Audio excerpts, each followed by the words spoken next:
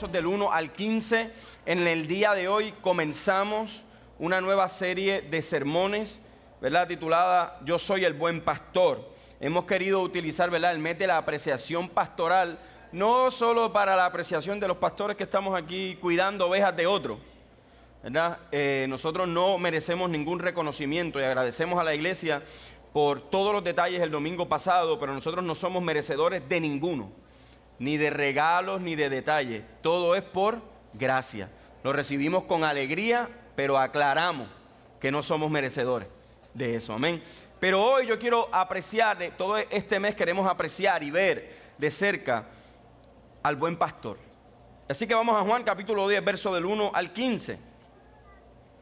Y dice la palabra de la siguiente manera, iglesia. Les aseguro que el que no entra por la puerta al redil de las ovejas, sino que trepa y se mete por otro lado, es un ladrón y un bandido. El que entra por la puerta es el pastor de las ovejas. El portero le abre la puerta y las ovejas oyen su voz. Llama por su nombre a las ovejas y las saca del redil. Y cuando ya ha sacado todas las que son suyas, va delante de ellas y las ovejas lo siguen porque reconocen su voz. Verso 5. Pero jamás seguirán a un desconocido. Más bien huirán de él porque no reconocen la voz de un extraño. Jesús le puso este ejemplo, pero ellos no captaron el sentido de las palabras. Por eso volvió a afirmar: les aseguro que yo soy la puerta de las ovejas. Y todos los que vinieron antes de mí eran unos ladrones, escuche bien, y unos bandidos, pero las ovejas no les hicieron caso. Yo soy la puerta, el que entre por esta puerta, que soy yo, será salvo. Y podrá entrar y salir con libertad y hallará pastos. El ladrón no viene más para robar, matar y destruir. Yo he venido para que tengan vida y la tengan en abundancia. Yo soy el buen pastor. El buen pastor da su vida por las ovejas. El asalariado no es el pastor. A él no le pertenecen las ovejas. Cuando ve el lobo, se acerca, abandona las ovejas y huye. Entonces el lobo ataca al rebaño y lo dispersa. Y ese hombre huye porque es un asalariado y no le importan las ovejas. Yo soy el buen pastor. Conozco mis ovejas y ellas me conocen a mí. El Padre me conoce y yo lo conozco y doy mi vida por las ovejas. ¿Qué tal si inclinamos nuestro rostro y damos gracias? Señor, te damos gracias por la palabra, por este tiempo tan lindo de adoración. Y te pido, Espíritu Santo, que tu presencia, Padre, se mueva en este lugar, que sea edificante, que sea, Señor, de bendición a cada uno de mis hermanos y hermanas, de las visitas que hoy nos acompañan, de nuestros familiares, de la gente que está conectada, Señor, a través de las redes sociales y de todas las plataformas. Espíritu Santo, háblanos y desafíanos, Señor, para conocerte y seguirte, en el nombre poderoso de Jesús. Amén y amén. Mira, antes que te sientes, saluda por lo menos a 2 personas y dile: tenemos un buen pastor. No estamos hablando de mí. Tenemos un buen pastor. Amén. Tome su lugar. Nosotros vivimos en un mundo donde hay abundancia de voces, ¿verdad? Cada vez, y yo le mencionaba a un grupo de pastores que le estaba entrenando en el día de ayer de otra denominación, les decía que hoy en día, antes usted tenía 4 inscripciones, le llegaba a su casa El Vocero, El Mundo, El Nuevo Día y diferentes, ¿verdad? Le llegaban todos a su casa. Sin embargo, hoy nosotros tenemos la capacidad de escuchar muchas voces sin ningún tipo de inscripción, porque entramos a las redes sociales y rápidamente encontramos, escuche bien, un montón de voces. Las redes sociales, ideologías, y yo quiero también, ¿verdad?, hacer una afirmación en la introducción de este sermón, que la ideología está matando la teología. Escuche bien, porque estamos interpretando el texto desde lo que creemos y pensamos que puede ser Dios, y no le permitimos al texto hablar. Y tomamos el texto y lo acallamos para que el texto diga lo que yo quiero que diga. Pero cuando nosotros nos paramos delante de la palabra del Señor, nosotros tenemos que entender algo. Nosotros no le hablamos al texto, el texto nos habla a nosotros. No es lo que me enseñaron, no es lo que me dijeron, no es lo que parece chévere, no es lo que se está hablando ahora, no es lo que está trending, no es lo que está de moda, es lo que dice la palabra. Así que en medio de las ideologías, los influencers, la filosofía, en medio de tanto ruido que nosotros estamos escuchando, Jesús declara algo importante. Mis ovejas oyen mi voz y yo las conozco, y hay un resultado en ese proceso. Oyen, yo las conozco y ellas me siguen. Y este pasaje no solo es una declaración teológica, sino que es una revelación vivencial del corazón de Cristo hacia su pueblo. Y en nuestra tradición de fe queremos que el buen pastor siga hablando hoy por medio del Espíritu Santo, trabajando con nosotros todos los días, y que guía y consuela, pero también va formando a los creyentes. Diga conmigo: Dios también me forma. Lo repito: Dios también me forma. Y yo dije esto en un discipulado, y yo voy a tomarme el atrevimiento de decirlo hoy, domingo, por las redes sociales. Cuando yo veo las redes sociales, a mí me da miedo el tema que hoy, la presión que se le pone a las mujeres dentro de la iglesia. Y esta falsa ideología de decirle a las mujeres que ustedes solamente sirven para criar hijos, y que el ministerio de ustedes solamente es criar hijos. Pues yo le voy a decir una cosa: eso es mentira, porque ustedes también Dios las llamó, y eso es una ideología falsa que interpreta el texto desde un punto de vista que no tiene nada que ver con el texto. Y hoy yo quiero que nosotros entendamos que el buen pastor es pastor para los hombres, y es el buen pastor también para las mujeres. Y que Dios no hace distinción de personas, que el apóstol Pablo aclara y dice: ya no hay hombre ni mujer, ni libre ni esclavo. Y nosotros estamos viviendo en tiempos donde pensamos que el buen pastor solamente me acompaña para cuidarme, pero no para formarme. Diga conmigo: Dios también me forma. El mensaje de Jesús, de ese buen pastor, es multigeneracional. ¿Y por qué yo quiero hablar de esto? Porque nosotros somos una iglesia multigeneracional y tenemos un montón de niños, de jóvenes, de adultos, de ancianos, de hombres, de mujeres. Escúcheme, los niños pueden conocer su voz. Y aquí hace poco yo traje a Vania y di un testimonio de cómo Vania escuchó la voz del Espíritu Santo, y el Espíritu Santo la usó para trabajar con alguien. Los jóvenes pueden seguir su dirección. El mundo constantemente los llama a la rebeldía, y la palabra nos llama a la obediencia. Lo repito: Dios nos llama a la obediencia. La juventud no tiene que ser una etapa de rebeldía. Eso es mentira. Eso es lo que nos han hecho creer. En la juventud también podemos seguir al Señor. Por eso es que Timoteo recibe un consejo del apóstol Pablo: no tengas en poco ¿qué? Tu juventud. Así que hoy también los adultos pueden servir y vivir con propósito. Hay gente que lleva tantos años en el evangelio y en la iglesia que olvidan por qué están aquí, porque son parte de la iglesia, porque son parte de esa comunidad de fe. Los ancianos pueden descansar en la fidelidad del Señor. Y hoy, cuando nosotros vemos el capítulo 10 de Juan, tenemos que entender que Jesús se inserta en un conflicto con los fariseos. Diga conmigo: Jesús no era hippie. Nosotros hemos tratado de presentar a Jesús como este tipo que andaba por ahí, peace and love. Ese no es el Jesús de la Biblia. El Jesús de la Biblia, cuando tenía que virar mesa, las viraba. ¿Usted me está escuchando? Porque en casa de su padre se había metido un grupo de ladrones. El Dios de la Biblia estaba, escuche bien, a través de Cristo, estaba en un conflicto con los fariseos, porque ellos estaban molestos por lo que había pasado en Juan 9. Y Jesús empieza a contrastar su liderazgo autoritario para poner el liderazgo de él como uno distinto. Los fariseos tenían un liderazgo autoritario porque descansaban en la ley, y porque la ley dice, y porque las leyes orales, y no puedes practicar esto, y no puedes hacer esto, y no puedes mirar para el lado, y no puedes comer aquello. Pero Jesús presentó un liderazgo distinto, un liderazgo sacrificial. Ya nosotros no tenemos que sacrificarnos por nadie, porque ya Cristo cumplió con eso. Pero el liderazgo sacrificial implica que ya yo no soy, escuche bien, Jesús hace una diferencia. Yo soy el buen pastor, pero también hay pastores asalariados, que cuando tienen miedo dejan que el lobo se coma las ovejas. Eso es lo que implica el asalariado.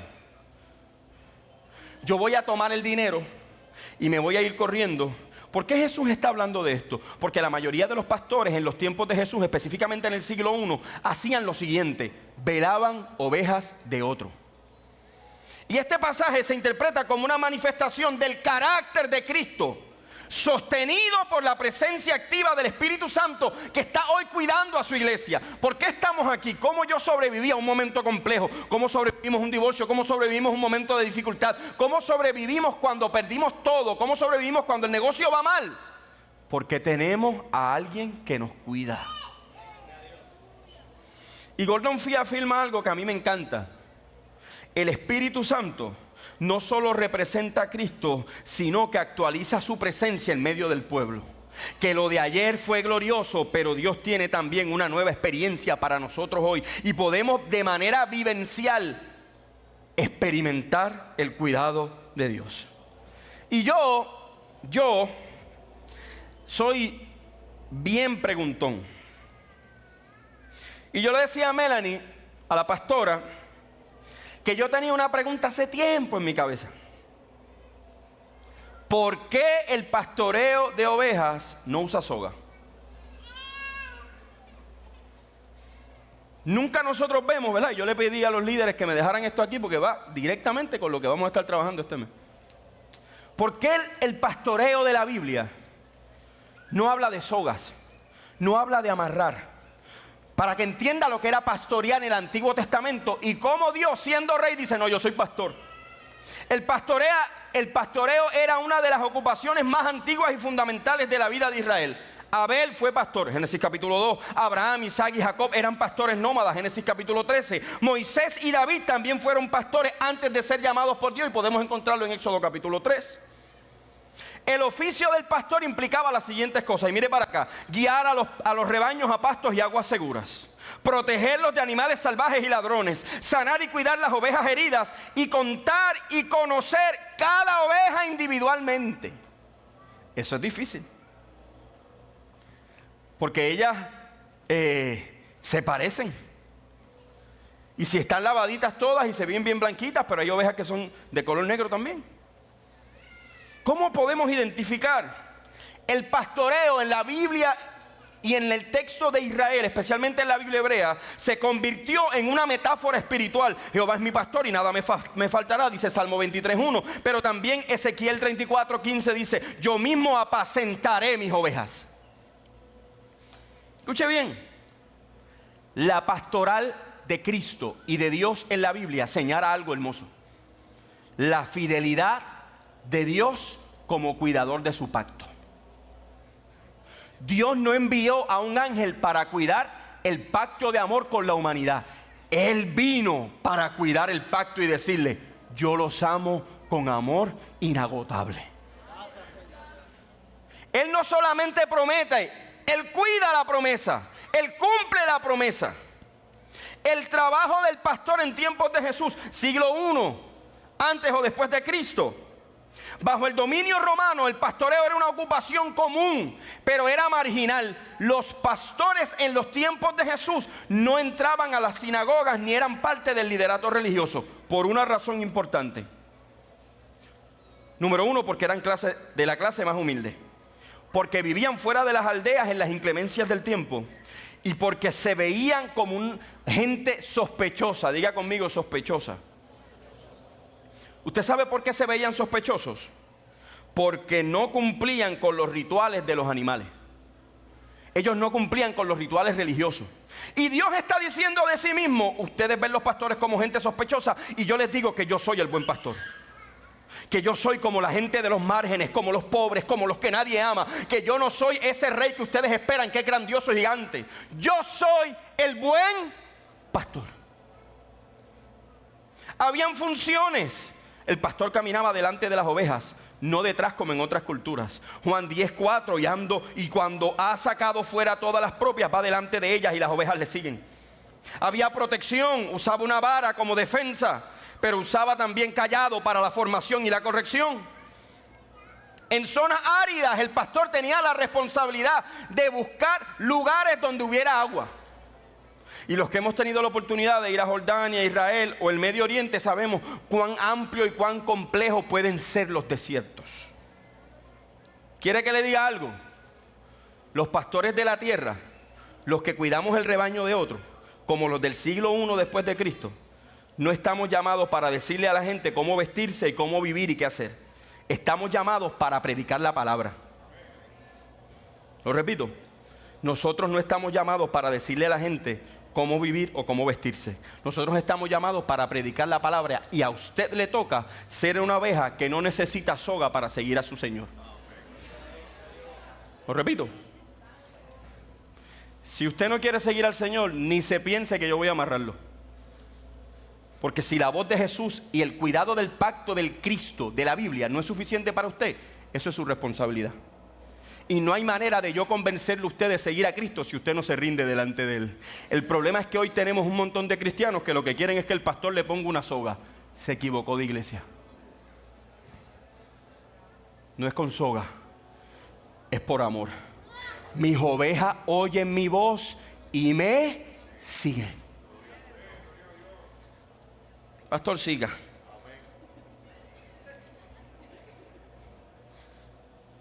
La voz del pastor se distingue ante las voces extrañas. Y yo no sé si usted ha visto videos, pero yo pude ver cómo se van pastoreando ovejas en el Medio Oriente y en Israel. Y el pastor a veces ni siquiera hablaba, solamente hacía un ruido. ¿Y qué hacían las ovejas? Un ruido. Rápido. ¿Por qué?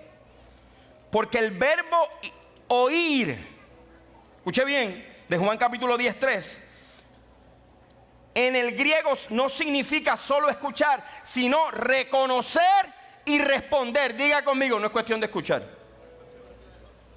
Hay gente que escucha. Usted no ha estado acostado en su cama, los esposos aquí no testifiquen. Es su día de descanso, pero su esposa quiere montar las lámparas de la casa. Y usted está acostado y su esposa lo llama por su nombre. ¿Usted la oyó? Pero, ¿qué hace? No responde. A ver si se le olvida.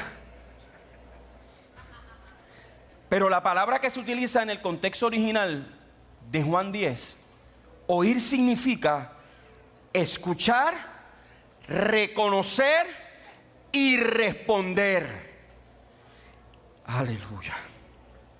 Desde nuestra tradición cristiana, amado, la perspectiva de escuchar al pastor es una experiencia guiada por el Espíritu Santo. ¿Qué hace el Espíritu Santo? ¿Qué pasa cuando yo estoy lleno del Espíritu? Que cuando Jesús me llama, yo lo puedo escuchar porque el Espíritu Santo me da discernimiento de que es su voz. Y ahí entonces nosotros tenemos la capacidad de discernir entre las voces extrañas, los teólogos de podcast, los teólogos de YouTube y la voz del buen pastor. Iglesia, el Señor nos está llamando a los niños para aprender a reconocer la voz de Dios. Vamos a tener que enseñarle eso a esa generación. A los jóvenes para discernir la voz de Dios dentro de tantas distracciones y tentaciones. A los adultos para buscar dirección, amado, en las decisiones familiares. ¿Cómo yo voy a atender esto? ¿Cómo el buen pastor quiere que yo responda a esto?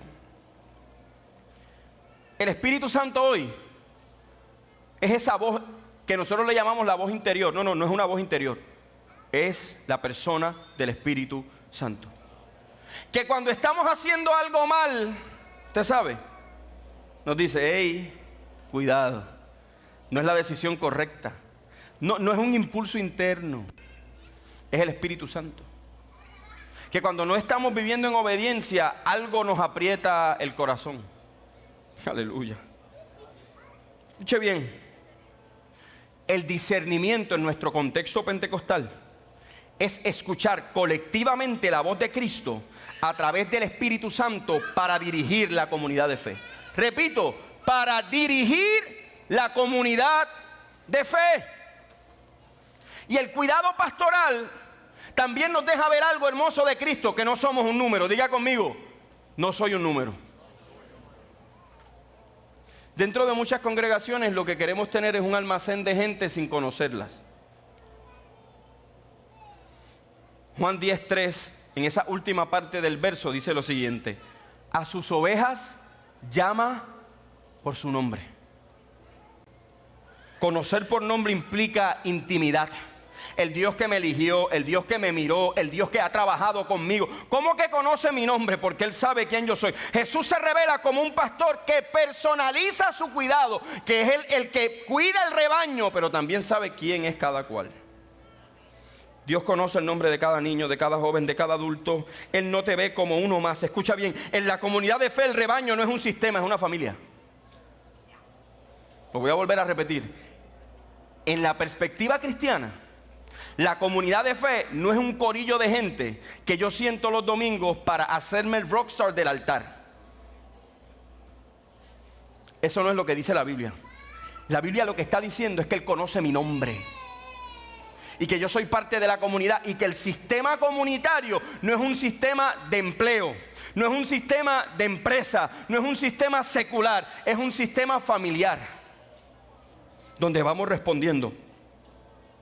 Escuche bien, usted sabe que yo amo citar a Moltmann, y Moltmann tiene un libro que se llama El Dios Crucificado, y él dice lo siguiente de Dios: Dios no salva en masa, sino que se involucra personalmente en el sufrimiento y destino de cada ser humano.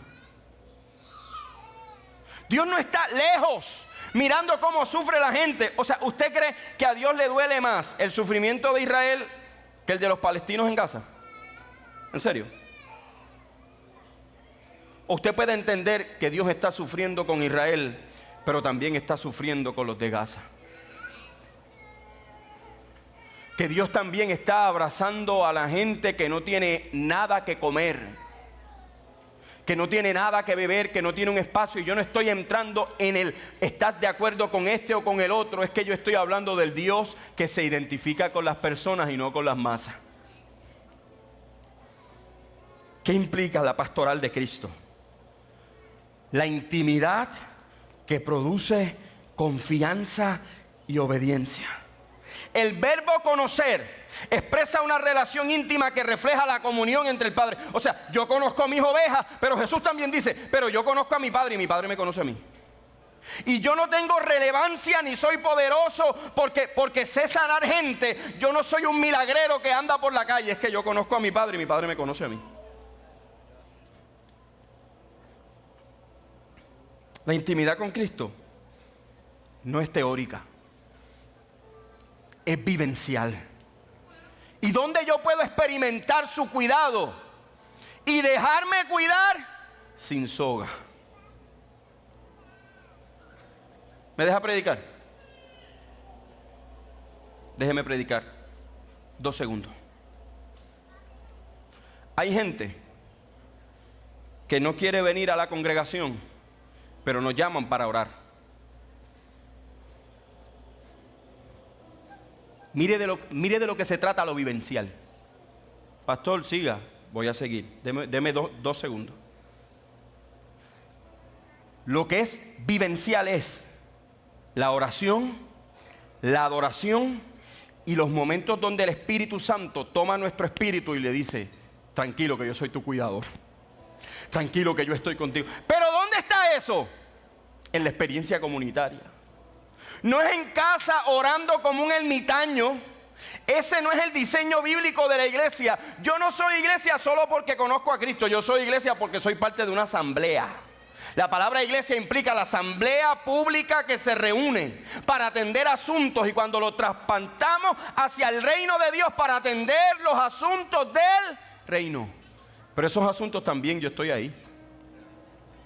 Y yo debo preguntarle a usted, amado, ¿cómo podemos vivir y disfrutar el pastorado de Cristo? Hace unos días tuve la bendición de conocer al pastor Carlos, que está aquí, en la parte del frente, y a su esposa. 42 años de ministerio, pastor Carlos. 45, me equivoqué. Y tuve una reunión con ellos en la oficina. No voy a entrar en detalle, ¿verdad? Por la ética. Pero fue una bendición escuchar gente con tantos años de experiencia, pero también con tanta pasión por lo que hacen. Después de 45 años, a lo mejor el pastor Carlos diría, pues ya yo terminé mi jornada. Ya yo no tengo nada que hacer, pero cuando nosotros conocemos al Cristo que nos ha salvado, ¿cómo yo disfruto de su pastorado? Que aunque puedo retirarme de esta área, nunca me retiro de Él ni necesito estar amarrado, porque yo sigo escuchando su voz hasta que Él venga o me lleve. ¿Cómo yo puedo disfrutar su pastorado? Escuchando su voz cada día. Mire, amado, tengo una buena noticia, el Espíritu Santo sigue hablando. Hoy yo quiero recordarte que disfrutar del pastorado de Cristo implica que eres amado y conocido por su nombre. Que también podemos permitir que el Espíritu te conduzca a una relación más profunda con Cristo. El Espíritu Santo no solamente quiere bautizarte para que hables en lengua. Es una experiencia maravillosa. La afirmamos, la predicamos. Pero el fin no es ese. El fin es que cada vez yo tenga más conocimiento de Cristo. ¿Y sabes qué es lo último y lo más hermoso de esto del pastorado de Cristo? Que podemos vivir confiados. Que aunque no hay sermón, que el lunes, aunque no nos reunimos con un sermón y con toda la adoración y con las luces y con toda la cosa esta que nosotros tenemos y las pantallas, mire, amado, Cristo sigue estando ahí. Que Él es nuestro cuidador en el hospital. Que Él es nuestro cuidador en los momentos complejos con los hijos. Que Él es nuestro cuidador cuando la economía no va bien. Que Él es nuestro cuidador siempre. Amado, el buen pastor no solo te guía, sino que te conoce. O sea, el buen pastor no te está llamando para decir: miren mi capacidad de poder trabajar con las ovejas. Estas ovejas siguen mi voz, me pueden seguir. Mira, esta oveja me sigue. ¿Ves que yo soy capaz? No, Jesús te cuida, pero también te conoce. Y cuando te ve fatigado en el camino, se detiene para darte agua. Cuando te ve cansado, quebrantado, dolido en el camino, Él no dice: no, que me siga, allá ella que me siga. No, Él se detiene para decir: yo también te conozco y voy a atender tus necesidades. Ese es el Dios de la Biblia. El Dios que, pudiendo escoger a otros, sigue escogiendo a los que fallan. Sigue escogiendo a los débiles. Sigue escogiendo a los que no tienen fuerza. Ese buen pastor no solo habla, sino que transforma. Escuche bien Juan 10:16. Y tendré un solo rebaño y un solo pastor. Él no solo habla, sino que se relaciona.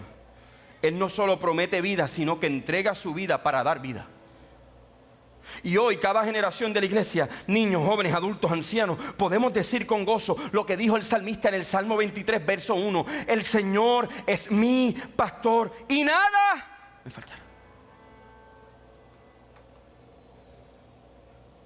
Y voy cerrando con esto. Y yo lo dije ahorita que yo tenía esa pregunta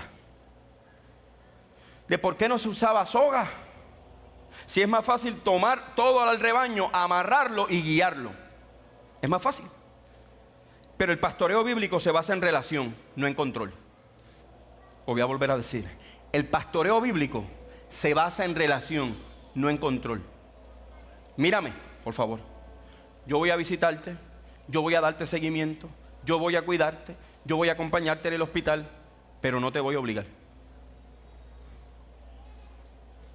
Porque el pastoreo bíblico se trata de relación y no de control. En la cultura pastoril no se guiaban con sogas, se guía con la voz, se guía con la presencia del pastor. El pastor llama, ellas se reúnen y luego él no tiene que estar gritando, ellas lo van siguiendo. ¿Cuántas veces Jesús te ha llamado para que le sigas? ¿Cuántas veces Jesús te ha bendecido, te ha cuidado? Pero tú, entonces, estás en el 2024 con excusa, en el 2025, mira, ya estamos terminando y estás con lo mismo. Porque estamos esperando sogas. Y Jesús nos dice: yo no trabajo con sogas, yo trabajo con relación. Escuche bien.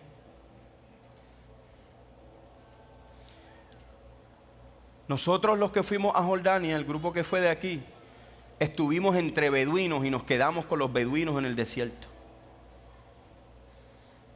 Y allí dormimos. en el desierto rojo, el que le dicen el desierto de Saúl. Si usted ha visto las películas Dune, que han hecho un remake en estos últimos días, como diría Irsa, un remake. ¿No está Irsa? Está por ahí. Los beduinos dicen que las ovejas, cuando tienen vínculo con la voz de ese pastor, escuche bien, nunca más pueden involucrarse con otro pastor, porque ya el cerebro y la audición de esa oveja funciona con la voz del pastor que se vinculó. ¿Cuántos pastores nosotros tenemos en nuestra vida? Porque el problema es que a veces el dolor se convierte en nuestro pastor. El trauma se convierte en el dolor, en el pastor de la gente. ¿Y por qué tú haces eso? Es que el trauma, y es que el dolor, y es que lo que me hicieron. Y empezamos a ver el pasado, y el pasado empieza a pastorearnos. No, yo no te estoy diciendo que no, que el trauma no tiene un efecto en la salud mental de alguien. Pero el pastoreo de Jesús es más poderoso que el trauma. Escuche bien. En el texto, Juan capítulo 10, y cuando ha sacado fuerzas de todas las propias, o fuera todas las propias, van delante de ellas y las ovejas le siguen porque conocen su voz. En el texto no hay sogas, no hay correas, sino que hay una relación, mire para acá, auditiva. ¿Qué Jesús lleva tiempo diciéndote? Usted sabe que a veces Jesús está insistiendo, pero hay un texto también que es poderoso, que a nosotros no nos encanta citar porque es muy confrontativo.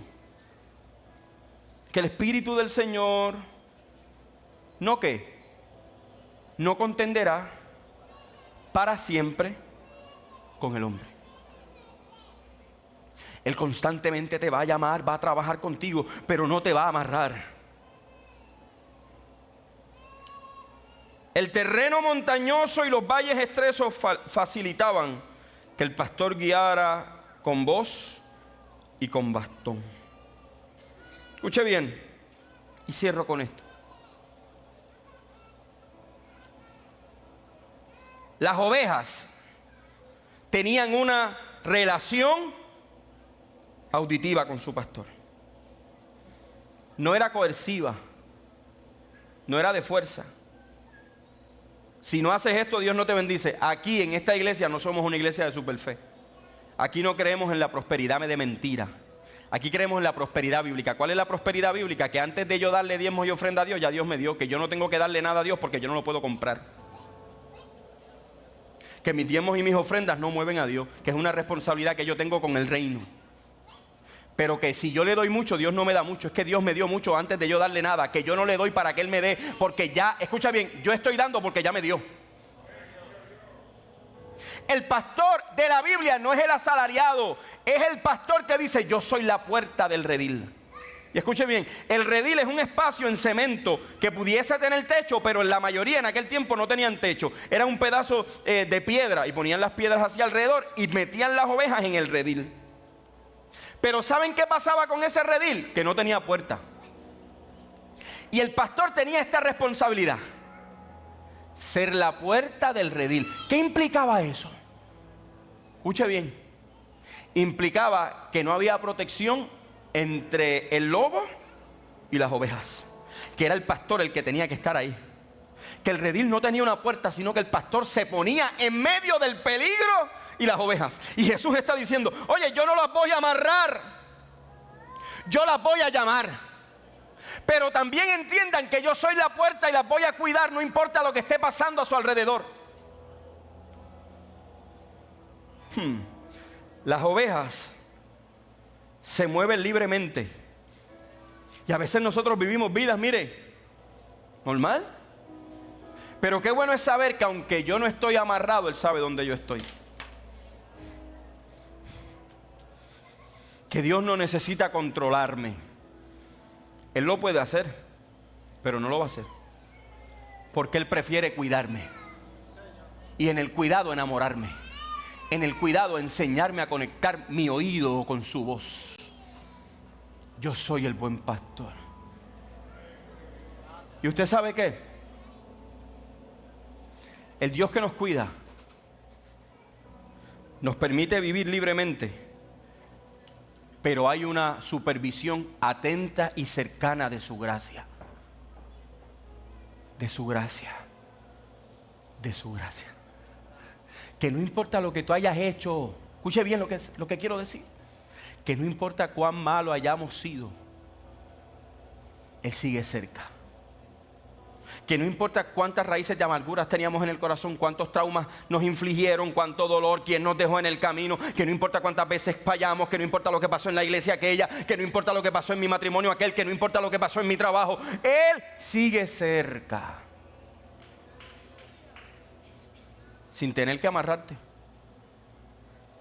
cuidándote. ¿Qué tal si te pones de pie en esta hora? Hoy bendecimos las vidas de los que nos escuchan y oramos para que el Espíritu Santo haga algo poderoso. Si no tienes un lugar donde estar, puedes visitarnos. Gracias por estar aquí conectados. Bendiciones, familia. Somos los pastores Melanie y Jonathan de la iglesia de Rivieras de Cupey. Queremos darte las gracias por acompañarnos en cada una de nuestras transmisiones semana tras semana. Escríbenos, queremos orar por tu petición y por tu familia. Eres bienvenido a Rivieras de Cupey, una familia para las familias.